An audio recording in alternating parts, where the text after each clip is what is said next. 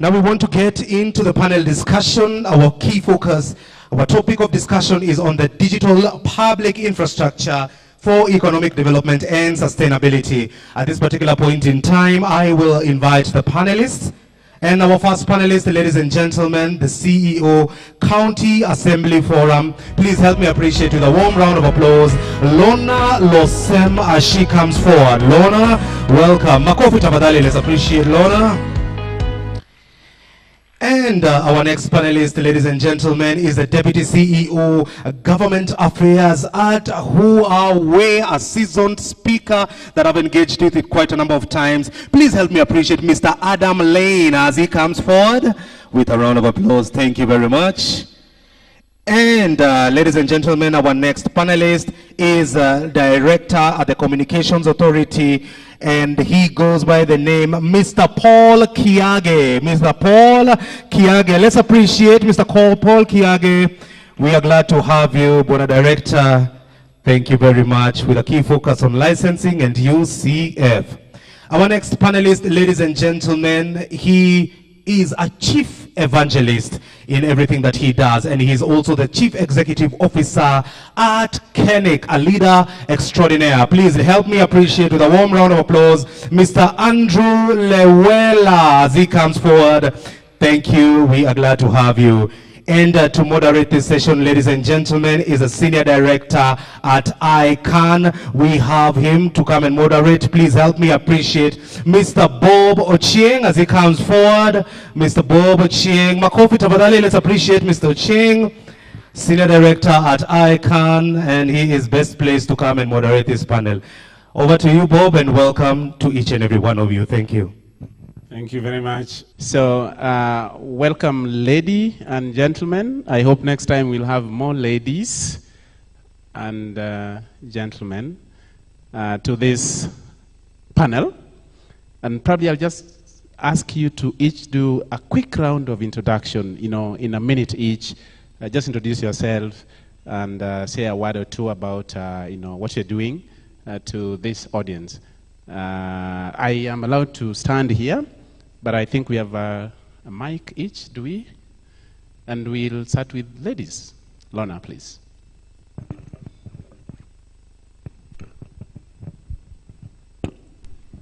Thank you. My name is Lonah Losem. I'm the CEO of the County Assemblies Forum, and County Assemblies Forum is a coordinating body for all the county assemblies in the Republic of Kenya. We support them just to effectively and efficiently implement their three main roles of lawmaking, oversight, and representation. Thank you. Thank you, Lonah. Adam. Good morning. My name is Adam Lane. I work at Huawei in Kenya. Huawei provides the infrastructure for telecoms networks, IT, equipment and solutions, as well as power solutions, and we have Huawei Cloud and other aspects of our business, including the consumer division as well. At Huawei, I lead the engagement on government and external affairs, which includes our work on policy and cybersecurity, as well as some of our CSR programs where we're connecting schools and TVETs and things to hospitals, and hospitals to internet, as well as skills and training programs. Thank you. Thank you. Paul. Good morning. My name is Paul Kiage. I work for Communications Authority of Kenya as a Deputy Director in the Universal Service Fund Department. As you may be aware, the KICA of 1998 was amended sometimes in 2009, and a fund was created to be managed and administered by the Communications Authority. We support deployment of ICT infrastructure in areas which are classified to be unserved or underserved. Thank you. Unserved and underserved. Probably time to also come or bring your dictionaries closer. I'm not sure we have the same understanding of what underserved is and whether it's different from unserved. But yes, we are coming back to that. Andrew. Thank you, Comrade Bob. Andrew Lewela. I have the best job, I think, in the world. I evangelize.ke on behalf of Kenya and Kenyans. And really, I am the CEO at the Kenya Network Information Center. We have the delegated mandate to run what we call a registry that administers and manages the .ke domain for you, individuals, businesses, government, and everyone. We are not government. I need to emphasize that. Some people have the perception that we are government, but we are not. We are a private entity serving all stakeholders. I have a simple duty also to be a cheerleader for my team, some of them in the room. So I look forward to this conversation, Bob. Thank you. Thank you, Bwana Evangelist. I think very soon I'll forget your name because every one of us refer to you as Evangelist. So we have an interesting topic. Digital public infrastructure for economic development and sustainability. And I think there are two terms that I see there that I want to help my panel to help me unpack. There is the element of public infrastructure for economic development and sustainability, and then there is the digital part of it. So it seems like, there is public infrastructure, but then there is digital public infrastructure. I wonder if there's a difference, or maybe not. So I'll start with Lonah. I guess we got our seating arrangement as was announced, and probably is what I'm following here. So from a county's perspective, Lonah, what is the current state of digital public infrastructure, in the counties, and what are the key components and services that you would say, make part of this infrastructure? Just paint for us a picture how the counties look like today in terms of digital public infrastructure. Thank you. So in responding to that, I'll start by talking about what is within the ambit of the counties in terms of the public, digital public infrastructure. And in that aspect, I think I'll start from the existing legal frameworks. And mainly in terms of legal frameworks, this mainly is, I think, controlled by the national government, and in certain sectors that are devolved, especially I'll talk in regards to the health sector that is devolved, and in that there's an act on Digital Health Act that was assented to in 2023, and the main benefit for that in the counties is the implementation of the electronic community health information systems that have been rolled out in all the 47 counties.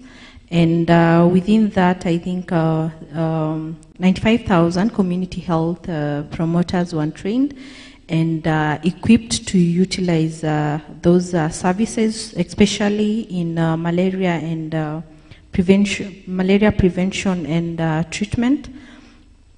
And then in we also try to look, so what other counties have done in terms of issues of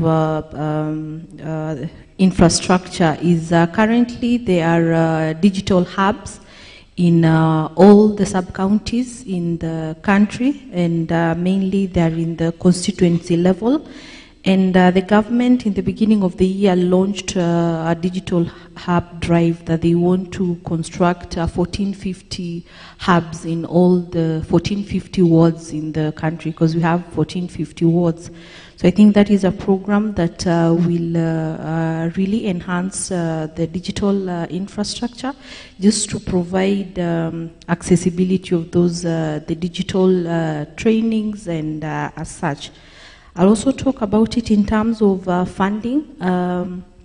Currently, in the third session of the county governments, we have like 30 counties that have ICT as an independent department, and when we looked at their budgeting in this financial year, all those counties have tried to ensure that that department is well budgeted for to promote other issues, ICT and infrastructure. And then there's also the issue of the digital literacy program that is being run through the education sector, and currently all public primary schools within the country have trained around 20,000 teachers on digital literacy program. But also when you look at digital literacy, mainly it's doing very well in urban areas, and is still lagging behind in the rural counties. And in that, if you see, most of them are like the lowest, the county that is very low in terms of digital literacy is Samburu. But I've seen the county has really put in measures, and they've budgeted over 500 million in this current financial year to ensure that is addressed. And Kiambu and Muranga takes the lead in terms of that at 51%. So it's, I think, literacy is still at the urban city counties, but we hope now the infrastructure through the ministry will now be enhanced in other counties, and also the literacy program will also be enhanced. And then I'll talk on the components that you've mentioned. What are the key components in this infrastructure? So the first one is inclusivity, just to ensure that those infrastructure are able to eliminate and reduce technical and social barriers to enable inclusion, as such empowering end users.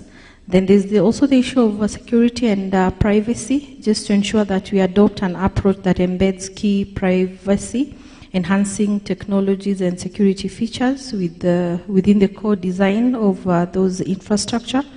Then there's collaboration, which has really been mentioned even in the first session. There's a need to ensure that there's a lot of collaboration in ensuring that the digital infrastructure reach to those rural Kenya.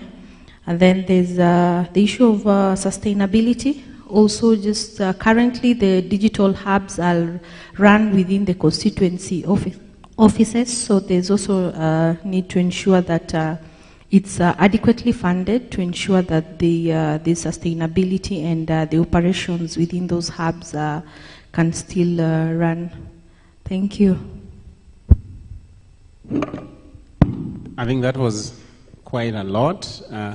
Definitely there are a number of items there that we want to come back on.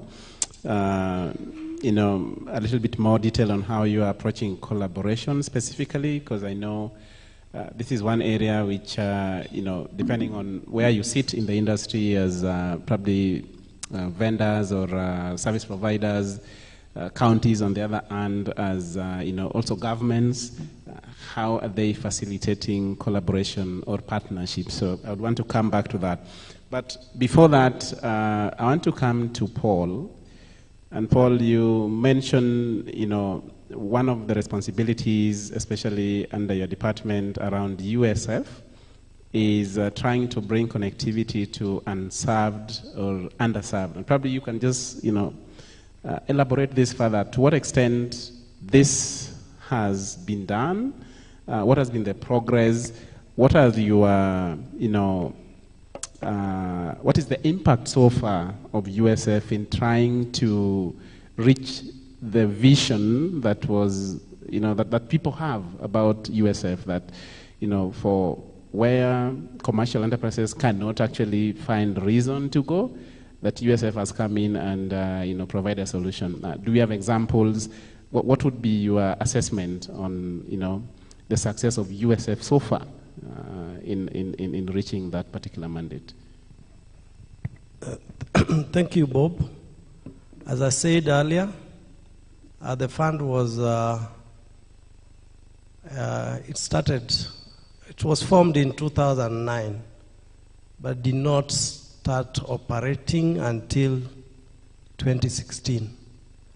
The reason we could not agree with the licensees on the levy amount until 2014 is when we sent out the first invoices. To date, we've collected around 21 billion. And in my subsequent talks, you will be seeing how that money has been utilized. So, going back to the definition, unserved are those remote, far-flung areas of Kenya where there is no connectivity. Underserved are the slum areas or the low-income populations where, because of their levels of income, they are not able to utilize or afford those services the same way you and myself can afford. Some of the achievements we made utilizing the fund, in 2016, we undertook what was called the first ICT access gaps in study, the ICT access gap study, which established that only 17% of Kenyan landmass was covered by 3G network. To date, we can say that we are at 97%, so only 3% of Kenyans are not covered. So to me, that is a big achievement. We started by rolling out infrastructure in 202 sub-locations, but of those 202, only 78 were finalized at a cost of 1.24 billion Kenya shillings. Then in 2019, we again advertised for a further 101 sub-locations, which were all taken at a cost of 1.1 billion, they're all done. Then we did another access gap study in 2021, which now showed that the landmass coverage in Kenya had moved from 17 to 58%, and 3G had moved from 78 to 97%. And in that year, we also tendered for 68 sub-locations at a cost of 1.8 billion. As you go higher, the cost of closing gaps in those sub-locations get higher because they become true access gaps area where there is no road, there is no electricity. You have to do many more things, hence the cost increases. At the moment, we are in stage 4, where we are rolling out infrastructure in 313 sub-locations at a cost of 3.5 billion. We've also supported education broadband connectivity to 886 public secondary schools at a cost of 827 million. We are working closely with the KALRO to support digitization of 16 value chain agricultural products at a cost of 88 million.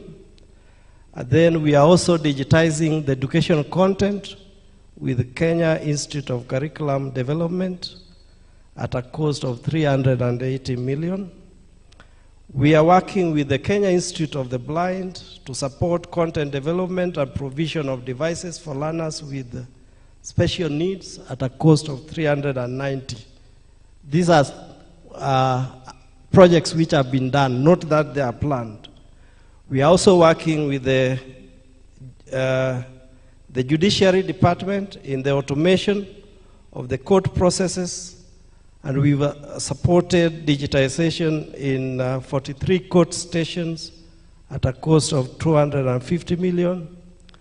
And then the famous digital superhighway project, where we are partnering with ICTA in deploying fiber in 19 counties, covering 2,500 kilometers at a cost of 5 billion.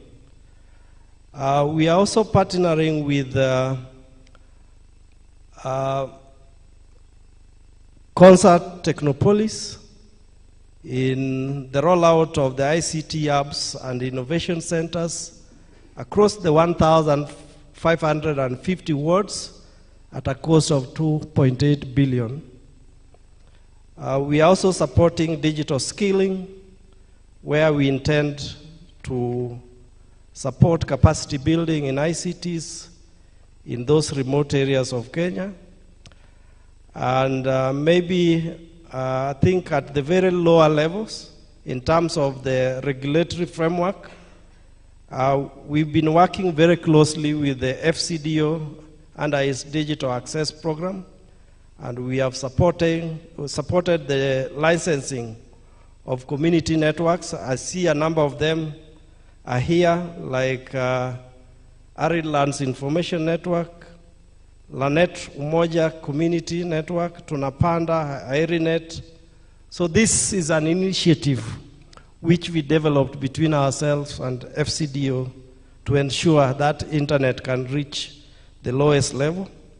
We are also currently working with FCDO to support the wireless internet service providers in expanding coverage in rural areas. So if you had a calculator and you are tabulating, I think nearly all the 21 billion which we have collected is gone. So we don't have any money left. So that's a big achievement in terms of spending what we've collected from the licenses. Thank you. So I think, Paul, you cut me off because I was about to ask if that tabulation and the collected amount tally. But Paul is quick to add that he has already added, and the figures he has given adds to 21 billion. So, yeah, 21B, isn't it? So did anyone fact check the figures? Otherwise, we'll come back to Paul because, but most importantly, I think that should translate into, real impact on the ground. And I am keen because in the list, and I know Andrew is here next to me, I did not hear him being mentioned as a beneficiary. I hope you are in good relations, or we will talk about it. But I think it's a question I'll come back to, Paul. What really qualifies to be supported, or what could qualify to be supported under USAF, and what does not? So that I don't imagine my things and come and see you with a lot of hope. That would be important to clarify. So I want to come to Adam, just as an operator. In fact, I don't know if Huawei is today just an operator or it's a fully fledged one-stop shop for everything and anything. Adam will clarify. But what has been, in your view, probably how do you characterize digital public infrastructure? And for our environment, Kenya that is, to what extent has it been efficient in achieving, some of the objectives that we expect out of digital public infrastructure? From that important lens that you have from the industry and building different solutions that leverage or that are supposed to work or actually also facilitate the same digital public infrastructure. Okay, thank you, Bob. We are definitely not an operator. We are 100% not operating.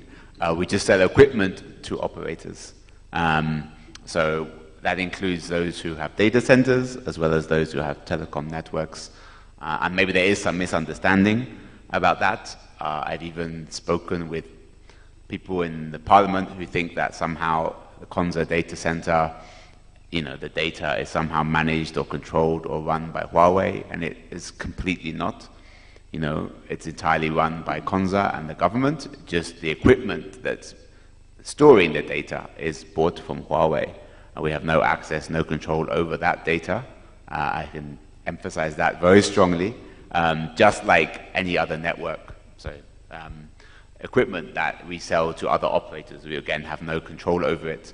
We sell it, they operate it, and we just help with maintenance and servicing under very strict conditions. So, but I'm happy to address those questions more. So in terms of the specifics you mentioned, I think a lot of infrastructure is already in Kenya and is not very well utilized. There's actually a lot of fiber all across the country, and I think a lot of it is not connecting something. You know, if we look at how many public institutions are connected, especially in education, schools and TVETs and healthcare, as amongst others, very few are connected, but many are very close to fiber. And probably almost all the others will be covered by a mobile network, as Paul has mentioned from the CA. You know, 97% of Kenyan populations within a mobile network. So, and the studies have been done. The CA has done those studies. The World Bank has also done those studies. So my encouragement is that we have to make better use of existing fiber and connect more of the institutions alongside that fiber, rather than just building a lot more fiber per se. Of course, there is a need for more fiber in certain areas. And we look at some of the challenges in Kenya, the biggest one really is around the issue of fiber cuts. To address the issue of fiber cuts, of course, there's some legal avenues, but there's also the issue of redundancy. If you've got multiple fiber routes reaching a site, then it doesn't matter if one gets cut because you have another option around that. So I would encourage that we focus more on connectivity to schools and hospitals rather than just kilometers of fiber that are built. That there is a need for more fiber as well in certain areas. I think the digital hubs, my friend here also mentioned from the counties, is also one of the biggest and most successful programs of the last 2 years. I think they can also be way better utilized. I think there's at least 100, I think about 100 or so in TVETs, another 150 or so that are in other institutions.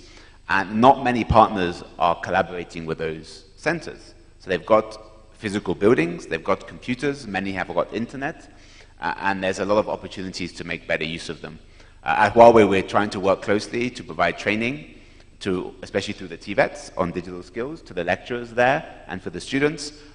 There's 2 of the TVETs in the Chitume program in Kakamega that we've sponsored to provide internet equipment and connectivity and training. And we really encourage everyone here to find your nearest Chitume center and see how you can support it. So I want to emphasize that. The other major issue for quality of public infrastructure is the maintenance of it and the power issues. When you lose power, you often lose internet. So there needs to be more backup power and other issues to prevent that problem. I don't know why this year seems to have been a lot more power cuts than I remember from previous times. So that's an issue. In terms of experience, I think where we look, there's currently a regulatory gap in terms of quality of service or quality of experience for fixed networks. I know that's something that's been discussed. There's currently the framework for mobile operators. There isn't one for fixed network operators. It's a very complicated space because sometimes the power affects internet through fixed networks, as does fiber cuts, as do many other issues, but there are many frameworks in other countries around the world that have come up with frameworks around that. And then what should consumers expect from compensation or quality and so on. So that's definitely something we need to work on. I think if there's a framework where, whether it's public or private operators, then the consumer they'll be incentivized to provide better quality if they're going to potentially be punished, or if they have a regulatory framework around quality of service, and also quality of experience. Then the last thing I would talk about maybe is around e-government platforms as well. I think they're also kind of a public infrastructure. I know there's some digitalization of services going on. I think the government's talked before about how a lot of that is at the front end and maybe not at the back end. And actually there's a lot more needs to be done behind the scenes, connecting services, connecting sources of data, and making more benefit from the digitization in terms of planning and strategic thinking, rather than just the front end aspect. And that will also help more with the efficiency of management of services. I think that's probably something I would emphasize, and maybe I'll stop there for now. Thank you. Thank you very much, Adam. Probably when we come back, I would probably want to also hear, since definitely you are able to, you mentioned power, you mentioned maintenance of this kind of infrastructure. How are we faring, for example, compared to other territories Are we doing fairly well? Are we really, wanting? So as I come to Andrew here, let me remind you that you can put your question on slido.com. The code is KEIGF 2024, and we already have a few questions, coming there. For example, we have a question for Lonah on who decides, who exactly or how exactly are the policies and guidelines employed. No, I'm reading the wrong question, but it's around digital literacy and how such policies are decided. We'll come back to that. I want to come to Andrew, and me and Andrew, we are co-joined at some point. So Andrew runs a registry. Do we know what a registry is? So Andrew, you could start with that. And as you do that, is a registry, in this case, .ke registry, considered public infrastructure? And to what extent have we leveraged, such kind of public infrastructure for socio-economic development, in your view?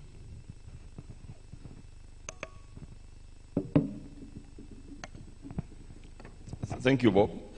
I was really crossing my fingers that I will see one hand that knows what we do, what a registry is. But allow me to try and explain. So the best analogy for what KENIC does or what a registry is in the domain space is really a database or something akin to your phone book. That's the analogy most commonly used, which is you have a phone book with 100 odd, maybe 1,000 friends, and while you have their numbers, you don't save, or you cannot remember all those numbers. So you layer in a name. I have Bob's number, but I can't remember his number, so I have Bob from ICANN. Yeah? And that nomenclature applies to the internet.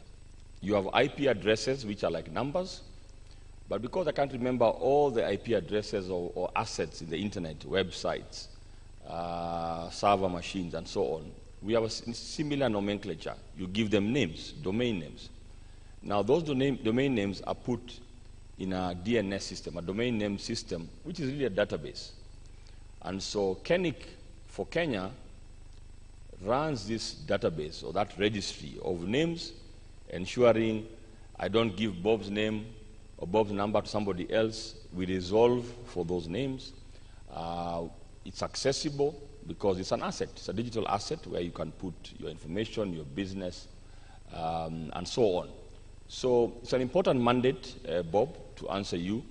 It is a critical infrastructure, also protected not only under the regulator, because we are a licensee of the regulator, but also we are recognized as part of the list of critical infrastructure providers in Kenya. Yeah? Just like M-Pesa platform or many digital platforms are critical infrastructure. So the registry is one of those infrastructure that we secure, we avail to the public, it's accessible, and ensure its reliability. And that is at the core of any infrastructure, digital infrastructure. It has to offer those promises. It needs to be accessible. It needs to be efficient to access, so the cost per transaction should be as low as it could be, so that it can then accrue the benefits to all who interact with that infrastructure socially and economically. And we hope that even as KENIC, we offer that promise. I think the other thing is we are in the business of building trust. All public infrastructure or digital public infrastructure has to really aspire to ensure that trust is maintained. Because in offering our services, any breach of trust compromises the utility of this infrastructure. And that's why all providers around the room who run infrastructure perceived to be public and critical sleep, eat, and drink security, reliability, accessibility of this infrastructure. I'll give you a few examples, and my colleagues have mentioned a few of these platforms. Beyond the registry we run, I think the government has been embarking on smart gov or e-government solutions. I think one colleague mentioned maybe e-citizen. That is one of a digital infrastructure that's available to Kenyans. I mentioned M-Pesa and many other fintechs are availing this sort of infrastructure. In healthcare, we haven't seen much, but I think our colleague from the counties has mentioned some of the work they're doing with the community, the electronic community health system. And we hope that legislation and infrastructure around health can be built over time so that we can do more for our citizens. I also want to touch on e-learning platforms. I'm seeing a lot of e-learning platforms emerging, digital classrooms, online certifications. I see all my friends now on LinkedIn have done the AI. Have you done the AI online certification, Bob? You're planning. I'm also planning. So all these platforms, just to demystify it, for me, are digital platforms that help us improve the socio-economic standing of citizens wherever we might be. I just thought I would tease out so that we are not limited in our understanding of this topic, and that many of you might be part of building some of this infrastructure or are consumers of this infrastructure. So, Bob, I'll leave it to that. In case you have any follow-up, I'm happy to answer. Thank you, Andrew. So I am keen on really having this audience to engage us in this panel. We have quite a number of questions on Slido, which I want to read a few. I think I wanted to probably emphasize a little bit more on what Andrew was saying. Literally, if Andrew's infrastructure was to go offline today, say for 30 minutes or 1 hour, the impact is anything .ke as you know it will stop being visible to you as a user. And you as a user here could be anything. It could be KCB, it could be KRA, you could be State House, it could be just, a simple domain name holder, as an individual. So that is the kind of infrastructure that Andrew leads, and it is so critical that it is only visible when it stops working. If power went off in this room, then we will realize there was power. Before that happens, we don't take note, isn't it? So that is how critical, .ke is. And, coming from that industry, that is how critical the domain name industry is to you and me that is using the internet. So do we have questions from the room before I go to what has been raised online? Who wants to go first? So I will take a round of 5 questions. So just raise your hand. I'm not sure if we have roaming mics. Okay, so let's just have the mics in place so that we do it very efficiently. Okay, so we'll be moving from that side this way. So Howie, please. And please keep your question to under a minute, and just tell us your name and your question.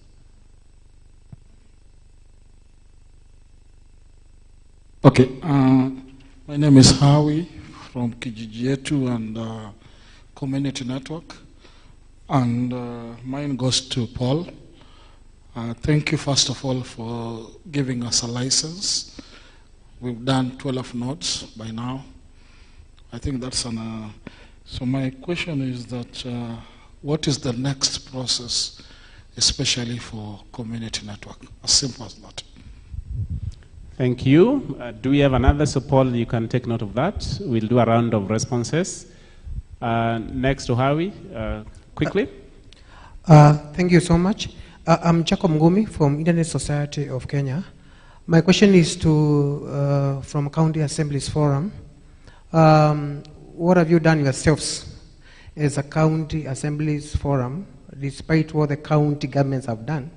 Like, for example, county assemblies themselves, access to information, what digital platforms are you using to ensure adequate oversight of county governments and also legislation, public access to information, and also citizens' engagement as county assemblies forum, and also digitalization of your debates at the assemblies to fit the national standards of the Parliament of Kenya. Thank you. Thank you. So Lonah, you'll take note of that. At the back, then I'll come to the middle. Your name and your question, please. Good morning, everyone. My name is Amrit Labaram from the Digital Transformation Center, GIZ, Kenya. So mine is partially a comment and also food for thought for informative sessions that will precede this. I believe the panel has focused more on digital infrastructure and last mile connectivity, which are more or less prerequisites for the adoption and full blowout use of DPI, which are open standards, platforms, and the ability to build upon each other's work in a collaborative manner.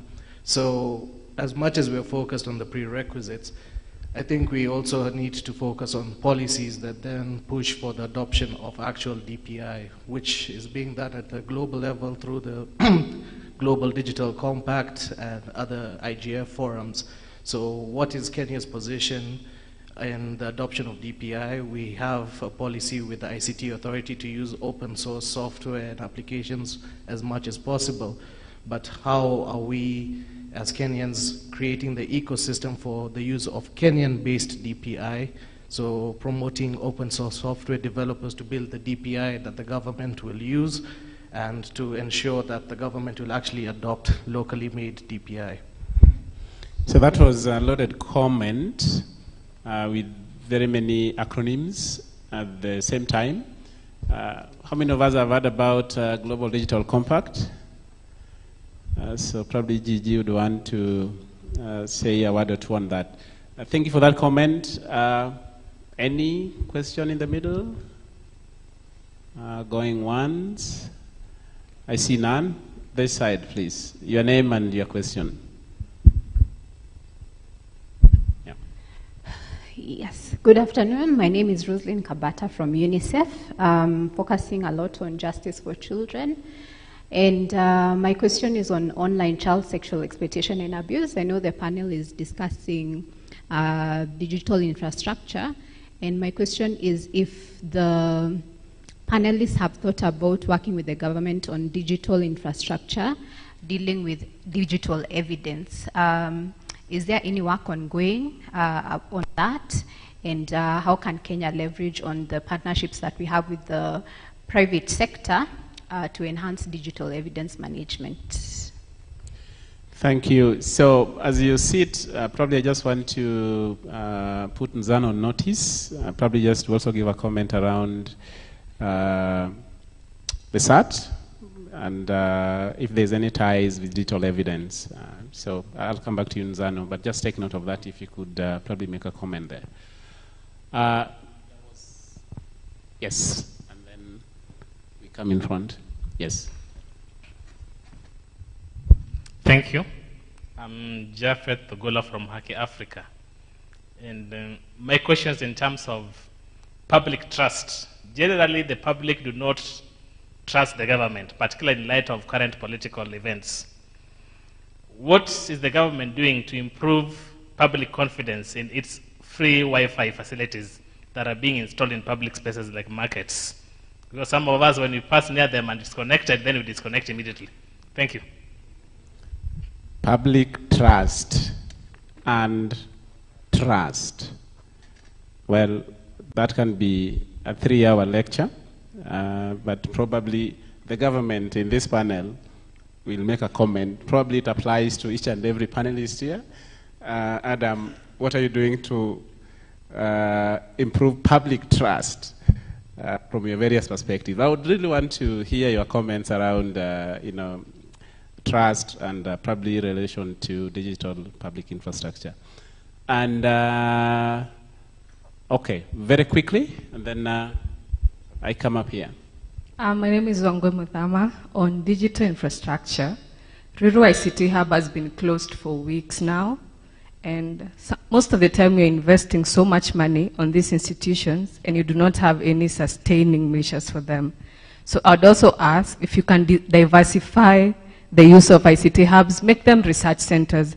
Africa and Kenyan population, by most of the time, you have to ask to be included to these other platforms. So can we have research centers, which are also the ICT hubs, where you include OIT practitioners that have tech solutions that by human design and policy design factor in the diverse populations in Kenya and Africa. And I'm just talking about Kenya and Africa because I believe we're not the ones who make the rules. So can we have research centers that are centered for African needs alone?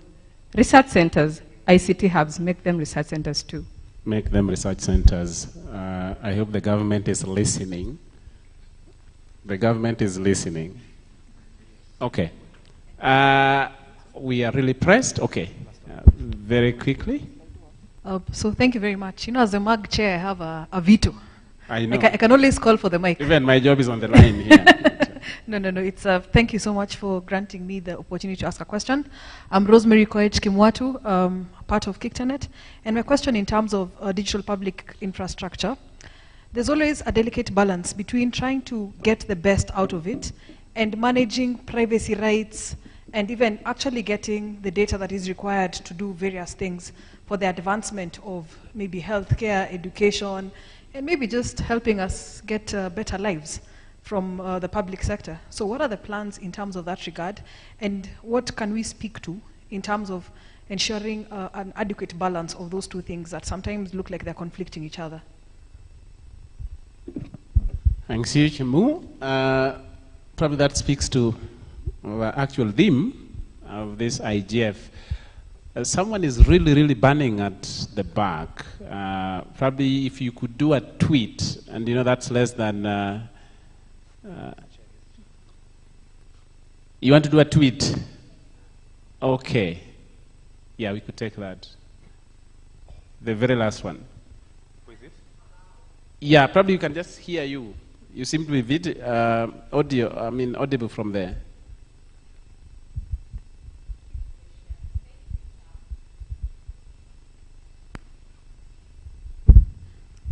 Thank you so much, Tweet.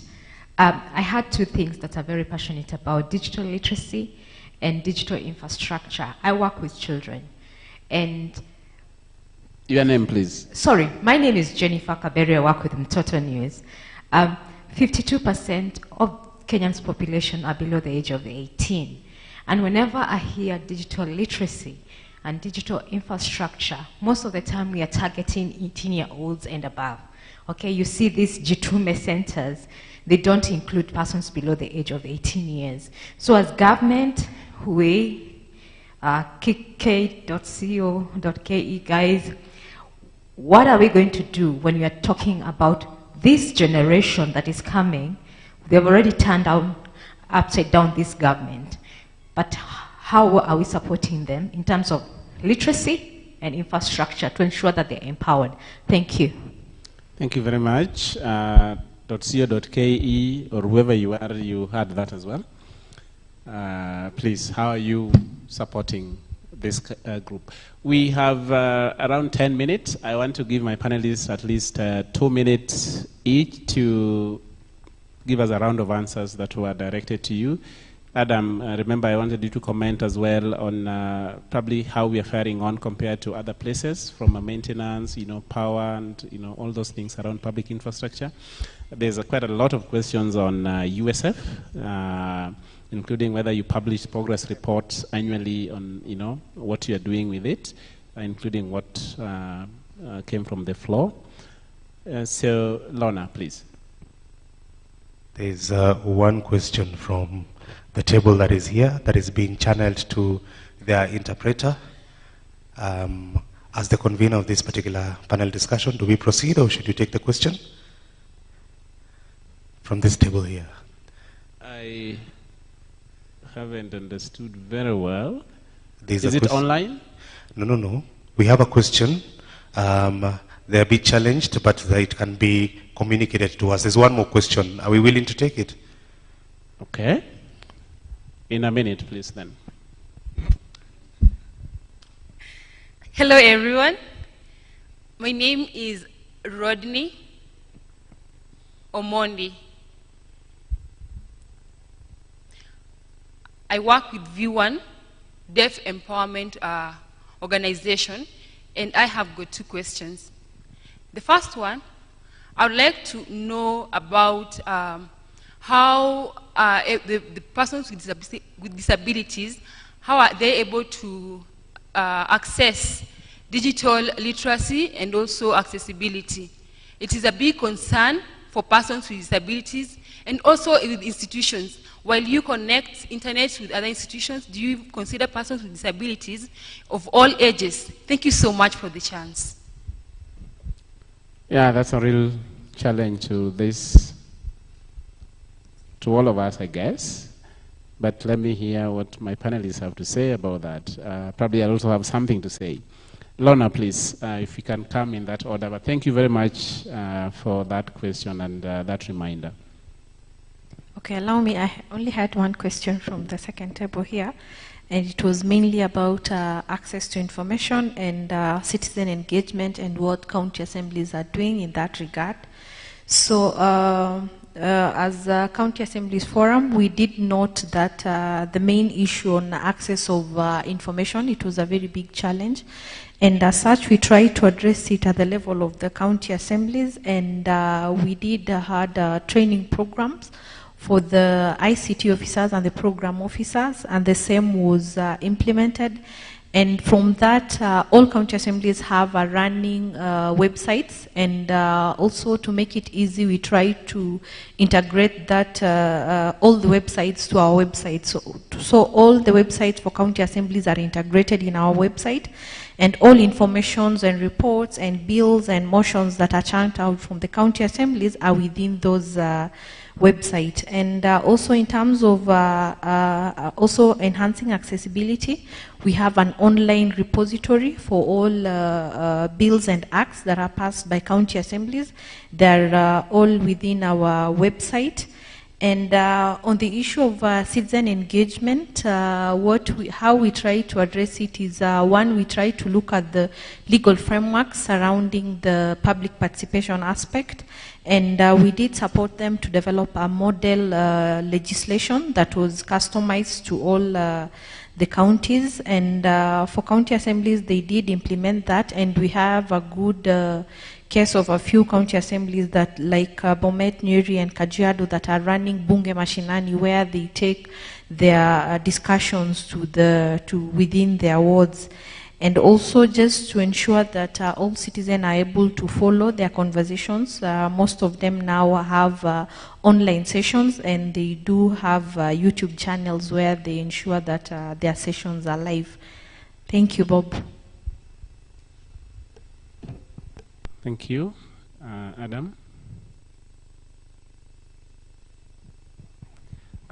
Yeah, I think in terms of the protection and maintenance of infrastructure, I think Kenya's done quite well with expansion of infrastructure itself, and I think maintenance is a challenge. I think if we have a better regulatory framework for fixed network infrastructure with service level agreements being required, for example, compensation frameworks and things, that will then drive operators to improve. And then also maybe some allocation of responsibility could go to those who cause the problems. So if, for example, somebody cuts the fiber and it's a road agency responsible for that road, the road agency should be the one paying compensation, for example, to the operator that then passes it to the consumer. Then the road agency would then better manage their contractors when they're repairing roads, for example. So I think if we just shout about it a lot, which we've been doing for 2 years, it won't make any impact. We need to have some frameworks and mechanisms and incentives to help address those issues. And in this case, government is often at fault, as is private sector. You know, much like the ODPC can regulate government as well as private sector from data protection issues, so regulatory frameworks need to also apply to government users or government if they are the problem, which they may or may not be, but somewhere in the ecosystem there will be part of the problem. So that's the first thing. I think the other topic I think goes around public trust. I think, and in Wi-Fi networks, I think that's very important.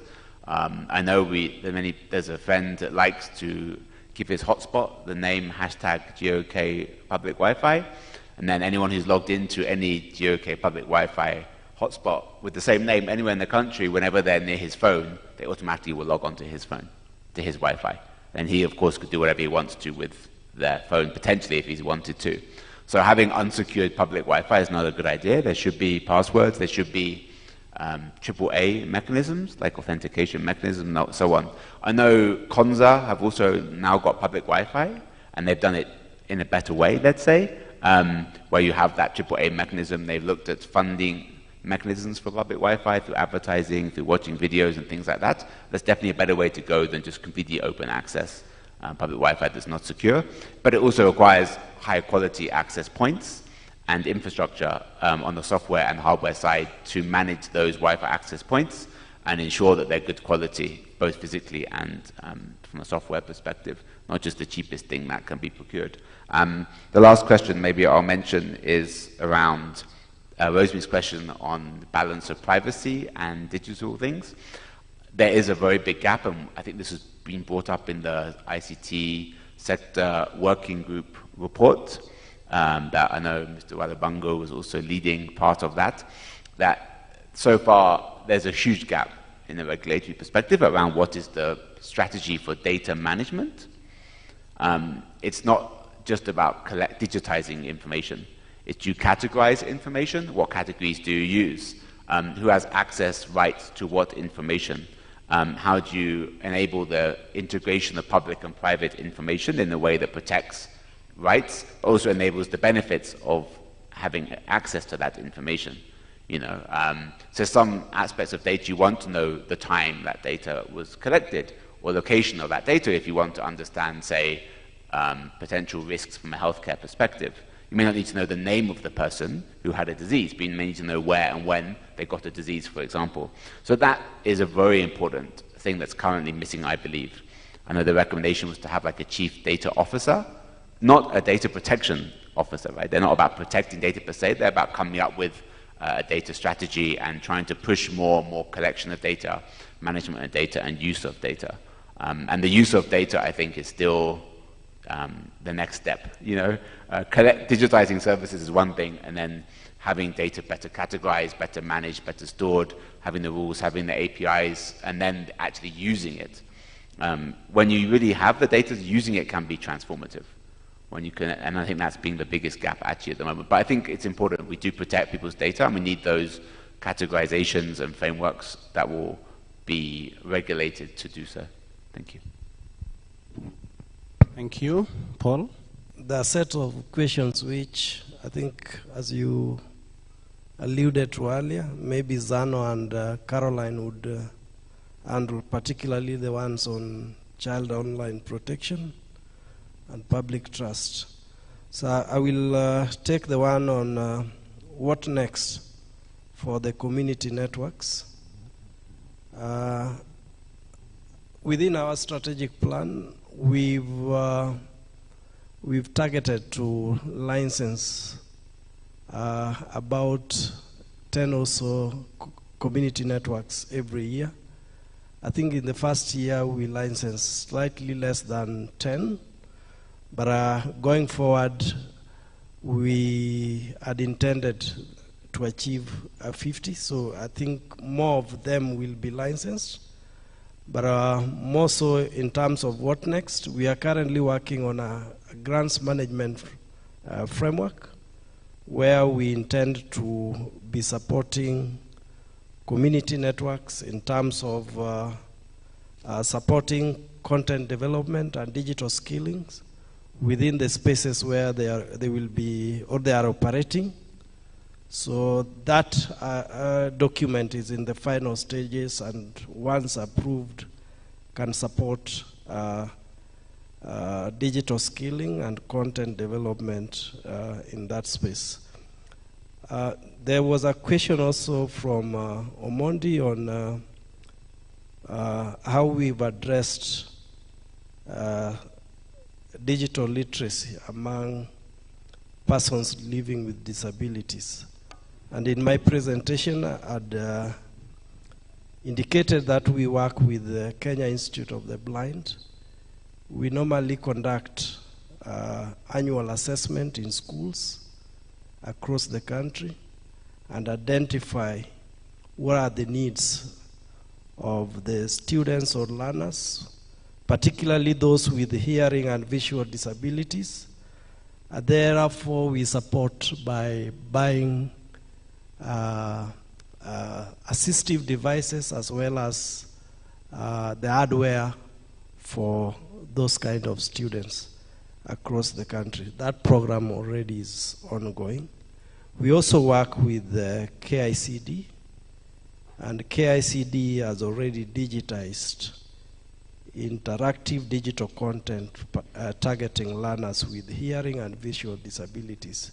So I believe this is a curriculum that is cutting across all students in the country. Over and above that, we've worked with the FCDO in terms of providing assistive devices, particularly for the Kenya National Library, what we are calling e-resource centers. They have about 62 outlets across the country, and all of them are equipped with computers, including softwares, particularly for the PWDs. In terms of, I think that I will take those ones. In terms whether we publicize the reports. The reports. Yeah. CA normally produces annual reports, and they are available on our websites. And there is a chapter on USAF, what we've attained in terms of the projects. So I think they're available in the annual reports and on the CA website. Thank you.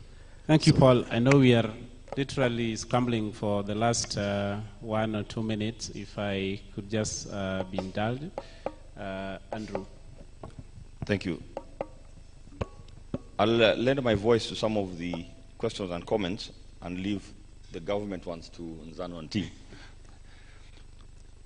So the gentleman who mentioned the issue of persons with disability, when we speak broadly about accessibility on DPI, digital public infrastructure, I think that is at the core of it. We should not look at accessibility at a surface level, but we should look at all the, cracks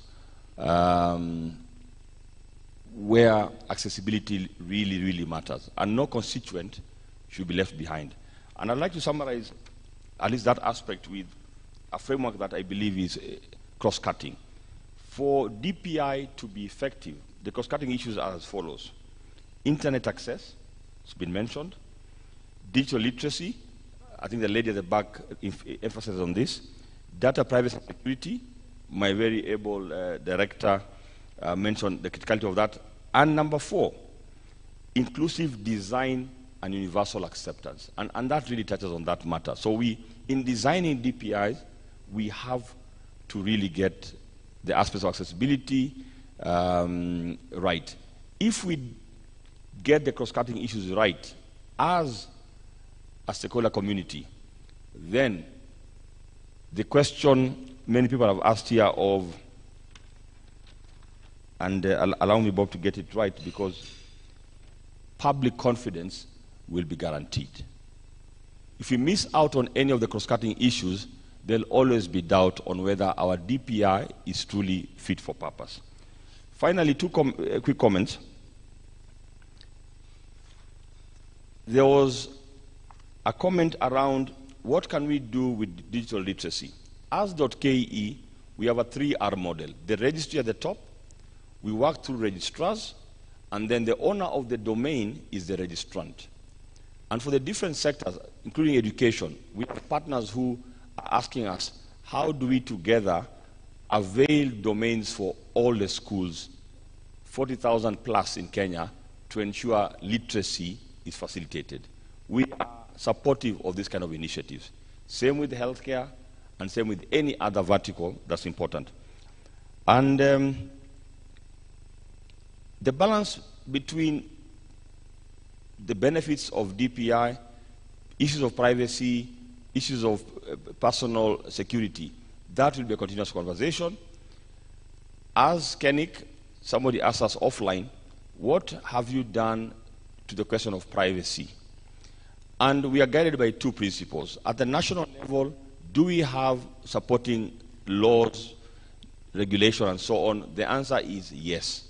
And so we are guided by the Data Protection Act. But closer home, at a corporate level, we do have privacy policies.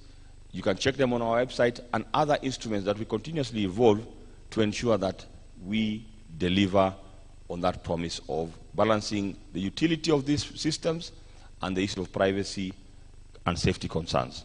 Thank you very much. I will give it back to you, Bob. Thank you very much. That was a very loaded topic. I know we are literally out of time, and I'm not able to take further comments. Trust has featured, prominently in this discussion. If I asked you today if you trust the government, how many will say yes? Okay. It is an innocent question, Jameni. Do you trust the government? Sasa siungoje. Do you trust M-Pesa? Do you trust Facebook? Do you trust KENIC? But the question is, you trust KENIC to do what? So trust is very subjective. If someone asks you, do you trust this person? Like, it has to be specific. Do you trust Facebook, for example, to connect to your friends? Then you probably will give me a different answer. Do you trust KENIC to, charge you for your domain names? Do you trust KRA to collect your fees? You'll probably answer me yes, isn't it? So trust is built. It's a currency that, you work to get to it, and so is the public infrastructure. If we can't trust it, if we can't build trust around it, then it's a wasted currency.